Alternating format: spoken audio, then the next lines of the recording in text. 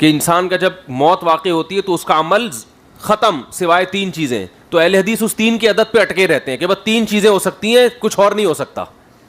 وہ 3 کی عدد پہ نا اٹکے ہوتے ہیں کہ حدیث میں آتا ہے 3 چیزیں جاری ہوتے ہیں. صدقۃ جاریہ, جو صدقہ جاریہ کیا اس نے, ولد صالح یدعو لہ, نیک اولاد جو دعا کرے, او علم ینتفع بہ, علم جس سے فائدہ اٹھایا جائے. تو اس کے علاوہ وہ اہل حدیث بولتے کچھ بھی نہیں ہے. 3 حدیث میں آتا 3. تو میرے ساتھ بھی اہل حدیث کا ایک ٹاک میں نا تھوڑا سا گپ شپ ہوئی, تو وہ یہ قاری خلیل الرحمان ہے نا ان کے اہل حدیث کے, تو یہ اسی پہ اکثر 3 چیزیں. میں نے کہا بھائی حدیث کا جو مزاج سمجھتا ہے اس کو پتہ ہوتا ہے حدیث میں 3 کا مطلب 3 نہیں ہوتا. حدیث کا مطلب جو بھی اس ٹائپ کی چیز ہوگی اس سب کا ثواب ملے گا. تو اس سے یہ پتہ چل رہا ہے اس حدیث سے کہ انسان جب دنیا سے جاتا ہے تو اس کے عمل کرنے کا تو دروازہ بند ہوتا ہے, عمل کے ثواب کا دروازہ بند نہیں ہوتا.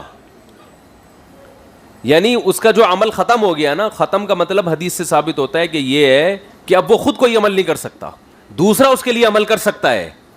تو یہ 3 تو محض ایک علامت کے طور پہ بیان کی گئی ہیں, مطلب یہ کہ اس کے بعد بھی اب اس کو فائدہ پہنچے گا. تو وہ پھر دوسری حدیث میں آتا ہے کہ ماں کے لیے صدقہ کرنے کا تذکرہ, ان امی توفیت عنی. ایک صحابیہ نے عرض کیا یا رسول اللہ میری ماں کا انتقال ہو گیا, افاتصدق عنہا, میں اس کی طرف سے صدقہ کر سکتی ہوں؟ آپ نے فرمایا ہاں کرو. تو اس سے پتہ چل رہا ہے صدقے کا ثواب جو دوسرا کرے گا اس کا ثواب بھی اماں کو, بولتے کیوں نہیں, پہنچے گا. تو وہ بھی ثواب پہنچے گا. تو اس سے اب وہ بھی صدقے کا تذکرہ ہے, وہ بھی ایک سائن ہے, علامت ہے. صدقہ ایک نیکی ہے. نیکی اصول فقہ میں یہ بات لکھی ہوتی ہے, کیونکہ یہ لوگ تو اصول فقہ ان کا تو اصول فقہ ہی نہیں ہے نا, بس کہیں کہاں سے کہیں کہاں سے. اصول فقہ میں یہ بات ہے کہ شریعت کے احکام میں اصل یہ ہے کہ معلول بعلہ ہوتے ہیں جب تک کہ تخصیص کی کوئی دلیل نہ ہو. حدیث میں جو بھی حکم ہوگا نا اس کا مطلب صرف وہ نہیں ہے, بلکہ اس جیسے تمام اس کے نظائر اور اس کی مثالیں اس میں داخل ہیں. دلیل اس کی فقہا یہ دیتے ہیں کہ اسلام قیامت تک کے لیے آیا ہے. آپ صلی اللہ علیہ وسلم ہمیں جزیات سکھا کے نہیں گئے ہیں, بلکہ جزیات کے ضمن میں کلیات سکھا کے گئے ہیں. جس دین میں کلیات سکھائے جائیں گے نا وہ قیامت تک چل سکتا ہے. اصول سکھائے جائیں کہ جزیات تو کروڑوں آتی رہیں گی نا بعد میں, تاکہ ان اصول کی روشنی میں آپ ہر جزیہ کا حکم معلوم کر سکیں. غامدی صاحب نے یہی گڑبڑ کی ہے. غامدی صاحب نے کہا کہ خبر واحد حجت نہیں ہے, اور دلیل یہ دیتے ہیں کہ نبی صلی اللہ علیہ وسلم اسلام کا حکم کسی کے کان میں نہیں بتائیں گے, کلیات کی صورت میں بیان کریں گے, جو قاعدے اور کلیات ہیں. تو جزیات جو ہے نا یہ دین نہیں ہے. اس نے تو تحریف کر دی نا یہاں پہ, جو ہزاروں احکام ہیں شریعت کے, جو جزیات ہیں جو خبر واحد سے ثابت ہیں, ان سب کا انکار کر دیا. لیکن اس کا جو غامدی صاحب کا اشکال تھا نا کہ نبی صلی اللہ علیہ وسلم کسی ایک کو آرڈر دے رہے ہیں تو وہ اس کے ساتھ خاص ہے, تو وہ تو ایک جزیہ ہے نا. تو نبی صلی اللہ علیہ وسلم ایسا تھوڑی کریں گے لوگوں کو ایک ایک جزیہ. تو اسلام تو ایک لا ہے, قانون ہے, تو جو قانون کی شکل میں تواتر کے ساتھ ثابت ہوگا بس وہی دین ہوگا. تو یہ دھاندلی کی ہے فقہا نے, جو اصول بیان کیا نا اس سے یہ اشکال حل ہو جاتا ہے. فقہا کہتے ہیں نبی صلی اللہ علیہ وسلم جب کوئی جزوی حکم کسی کو دے رہے ہیں تو اصل میں وہ کلی ہی ہے, اسی سے آپ نے اصول نکالنا ہے. تو اصول بیان کرنے کے 2 طریقے ہیں. ایک طریقہ تو یہ کہ قاعدے کی اللہ کی صورت میں بیان کیا جائے, ایک یہ کہ حکم دے دیا جائے, آپ اس کی علت تلاش کر کے خود ہی اس کو متعدی کرتے رہیں بیٹھے. جیسے قرآن جب والدین کے حقوق بیان کر رہا ہے تو ولا تقل لہما اف کہہ رہا ہے کہ ان کو اف مت کرو. یہ اصول ہے یا جزیہ ہے؟ ابے دیکھنے میں تو جزیہ ہے نا. اصول تو یہ ہے کہ ان کو تکلیف نہ پہنچاؤ, بلکہ یوں ہونا چاہیے مادہ نمبر 325 جیسے لا ہوتا ہے نا, آرٹیکل نمبر 3 قرآن یوں بیان کرتا قاعدہ, اور کہتا اس قاعدے کے تحت والدین کو کسی بھی طرح سے ستانا. جیسے وہ ابھی آرڈیننس بنا ہے نا, وہ جو شکر ہے پاس نہیں ہوا, اس میں اس طرح کے الفاظ ہیں نا کہ بچوں کو کسی بھی طرح سے, بیوی بچوں کو کسی بھی طرح سے آنکھیں دکھانا, یوں کرنا, سب اس میں داخل ہے. تو قرآن اگر لا کی شکل میں بیان کرتا تو پھر یوں بیان کرتا, آرٹیکل نمبر یہ ہوتا اور اس کی شق نمبر 130 کے تحت کوئی بھی بچہ اپنے والدین کو اف نہیں, بھائی اف تو جزیہ ہے نا, کسی بھی طرح سے ذہنی ٹارچر کرنا, کسی بھی طرح سے ان کی انسلٹ کرنا, یہ ایک جرم ہے اور اس کی یہ سزا ہے وغیرہ وغیرہ. لیکن قرآن اس طرح نہیں بیان کرتا. قرآن کہتا اف مت کرو. کیا مت کرو؟ اف. یہ اس کا ایک جزیہ ہے لا کا. لیکن اس کے ضمن میں قرآن نے ایک اصول بیان کر دیا. وہ اصول اصل میں قرآن یہ بیان کر رہا ہے جزیہ کے ضمن میں کہ جب اف جیسی تکلیف جو بہت کم ہے یہ الاؤڈ نہیں ہے تو اس سے اوپر کی تکلیفیں کہاں سے جائز ہوں گی. تو اس میں اصل قانون جو قرآن بیان کر رہا ہے وہ یہ کر رہا ہے کہ والدین کو اذیت دینے کی آپ کو اجازت نہیں ہے. لا یہ ہے, لیکن اس لا کو قرآن نے ایک جزیے کے ضمن میں بیان کیا. اس میں حکمت یہ تھی کہ اگر قرآن اس لا کو ایسے ہی بیان کر دیتا کہ والدین کو تکلیف دینے کی اجازت نہیں ہے تو ہر آدمی کا تکلیف کا معیار دوسرے سے مختلف. وہ گالیاں بھی دیتا تو کہتا ہے ہمارے یہاں تو یہ عرف ہے, ہمارے تو اس میں انسلٹ ہی نہیں ہوتی, کچھ ان کو تو کچھ محسوس ہی نہیں ہوتا اس سے والدین. وہ محسوس اس لیے نہیں ہو رہا کمبخت کہ تو گالیاں دے دے کے ان کو تو نے یوز ٹو کر دیا ہے, تو نے ان کو تکلیفیں دے دے کے عرف ہی تبدیل کر دیا ہے. تو اس لیے قرآن نے کہا کہ تکلیف کا درجہ لیول کیا ہوگا یہ تم پر نہیں چھوڑ رہا میں, یہ میں خود بیان کر رہا ہوں کہ اف جیسا لفظ کہنے کی جب اجازت نہیں ہے جس میں انتہائی معمولی سی تکلیف ہوتی ہے تو اس سے اوپر کی تکلیفیں کہاں سے جائز ہو گئیں. تو ہے یہ جزیہ, لیکن اس کے ضمن میں قرآن کیا بیان کر رہا ہے, ایک لا. تو یہ کام جہاں اللہ نے کیا ہے, نبی صلی اللہ علیہ وسلم کا بھی قوانین بیان کرنے کا طریقہ وہی ہے جو اللہ کا ہے, جزیات کے ضمن میں اصول بیان کیا ہے. تو یہ جو حدیث میں آتا ہے نا کہ صدقہ کرنا جائز ہے ماں کے لیے, تو ماں سے مراد ماں نہیں ہے, باپ کے لیے بھی جائز ہے. اب کوئی اہل حدیث علماء سے پوچھے کہ حدیث میں تو آتا ہے ماں کے لیے صدقہ کرو اور تم باپ کے لیے کر رہے ہو, تو ہم کہتے ہیں اس حدیث سے جیسے ماں کے لیے صدقہ جائز ہے, باپ کے لیے بھی جائز, تمام مرحومین کے لیے جائز, تو اسی طرح جیسے صدقہ جائز ہے تو جائز ہونے کی وجہ یہ کہ وہ ایک نیکی ہے, آپ کی نیکی ہے, آپ دوسرے کو گفٹ کر سکتے ہو. تو جو بھی نیک کام ہوگا وہ آپ کسی بھی مرحوم کو گفٹ کر سکتے ہو. یہ اصل میں حدیث میں اصول بیان کیا گیا ہے, سمجھتے ہو. تو اس میں احناف کا جو مذہب ہے نا ایصال ثواب جائز ہے, یہ بہت طاقتور ہے. البتہ اس پہ ایک بہت بڑا اشکال ہوتا ہے جو میں بہت عرصے سے پریشان تھا کہ اس اشکال کا جواب مجھے نہیں کہیں ملتا تھا. وہ یہ کہ اسلاف سے یہ ثابت کیوں نہیں ہے, صحابہ کرام سے.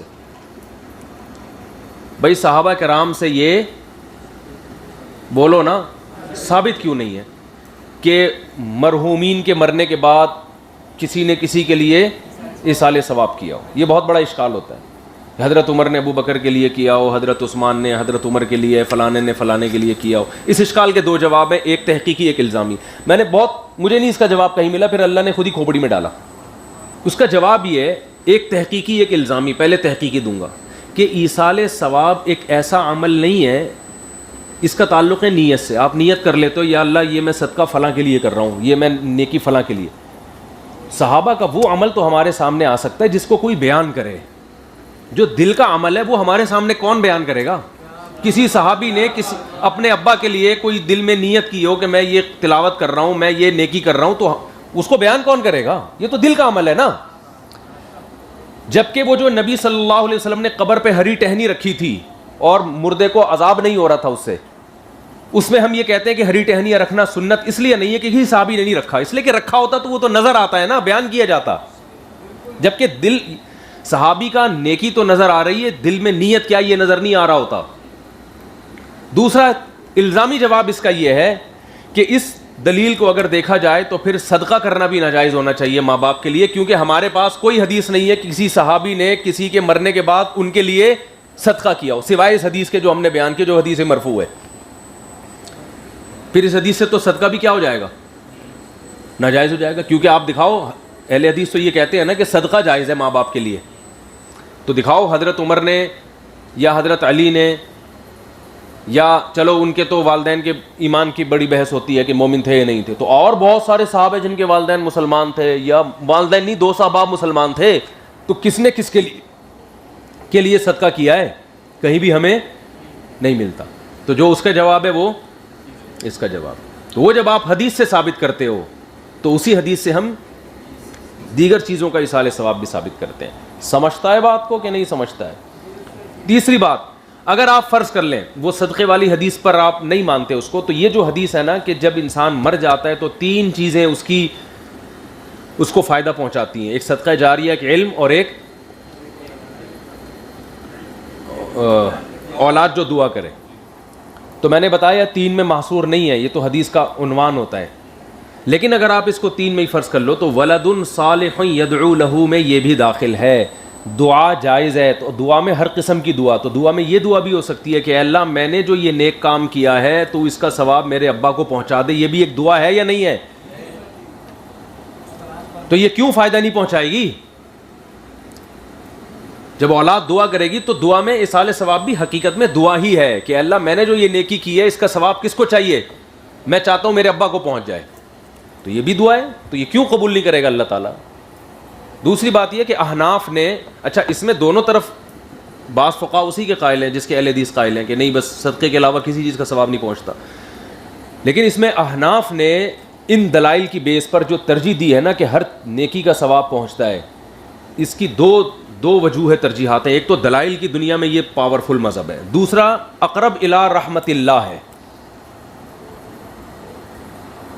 یعنی اللہ کی رحمت کے زیادہ قریب ہے. طارق جمیل صاحب کو اگر آپ اصال ثواب کے قائل نہیں ہوتے تو اللہ کی رحمت کو آپ کیا کر رہے ہیں؟ میں ان کے بیانات مردے کو مخصوص قسم کے فائدے پہنچا رہے ہیں اب اور چند فائدوں کے قائل نہیں ہے, تو ہم اللہ کی رحمت انہوں نے ایسا بیان دیا ہے کہ مجھے ان سے نفرت ہو گئی ہے, کوئی منافق کہہ رہا ہے, کوئی یہودی کہہ رہا ہے, ایسے ایسے برے ایمان کی حالت میں جو دنیا سے گیا ہے تو اگر نوازا جا رہا ہے کہ الامان والحفیظ, لوگوں کی میری کوئی نیکیوں کا اوقات ثواب نہیں ہے مل کہ رہا ہے میں تو اس میں وکیل گورنمنٹ بن کی کے طرف سے کوئی پابندی ہونی کسی کی حمایت یا مخالفت کروں. میں کوئی اللہ کی رحمت سے بھی یہی ہے کہ اللہ تو چاہتا ہے کہ ایمان والوں کو زیادہ زیادہ نوازے, اور اگر آپ اسے باؤنڈ کر دیتے ہیں کہ نہیں ثواب ملتا پر چند الفاظ تو اس میں مردے کا کیا ہے؟ آپ کے سامنے اس کو صرف دعا ہی کا ثواب ملے گا, باقی کچھ بھی نہیں ملے گا. نہیں آئے تو میرے ہم خلاف کہتے ہیں کہ اللہ کی رحمت کے جو دلائل ہیں نا قرآن مجید میں وہ اتنے زیادہ ہیں اور پھر بھی قرآن و سنت اتنی میں عزت کہ ہے, رحمت جب اس کے ان کا غضب خیال نہیں کیا تو ہم کس کھیت کی تو بولی احناف ہے. آپ کو پتہ ہے علت معاصرہ کو مجھے ترجیح کسی نے دیتے آج ہیں, وہ کہا کہ علت جو آپ قرآن و سنت سے جتنی توپوں میچ کا رخ ان کھاتی کی ہو طرف اس ہے کو نا زیادہ ترجیح دیتے ہیں. اس تو سے 4 احناف نے گنا جو زیادہ قول کیا ہے توپیں کہ ایصال ثواب ہر نیکی کا پہنچتا توپوں ہے کا رخ میری طرف ہو جائے گا, کیونکہ ان کی تو ایک شخصیت ہے, مزاج شریعت کے بڑے بزرگوں میں ان کا شمار ہوتا ہے, ہماری کیا اوقات ان کے سامنے.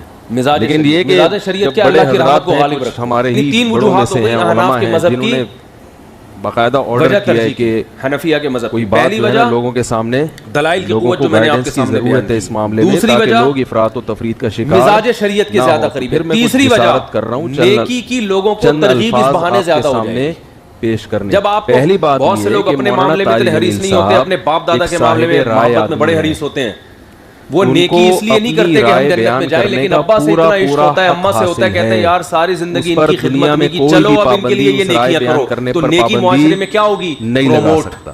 آپ کو اپنا ظرف تھوڑا سا وسیع کرنا چاہیے کہ آپ اپنے سیاسی لیڈروں کی پالیسی کے خلاف, آپ کے سیاسی لیڈروں کی پالیسی کے خلاف اگر کوئی چل رہا ہے تو نیکیوں کو معاشرے میں کیا ہوگا؟ ظرف ہونا چاہیے کہ آپ اس کو برداشت کرو. تو یہ بھی مزاج شریعت کے زیادہ طوفان بدتمیزی میں چھایا ہوا ہے فیس جس میں نیکی معاشرے میں زیادہ پھیلتی ہو, آپ وہ قول اختیار نہ کریں جس سے نیکیوں کا آپ کی جو زبان ہے اور آپ کا جو اسٹائل ہے, سمجھتے ہو بات, اس سے آپ کی ویلیو پڑھے لکھے لوگوں کی نظر میں صدقہ خیرات گرا رہا ہے.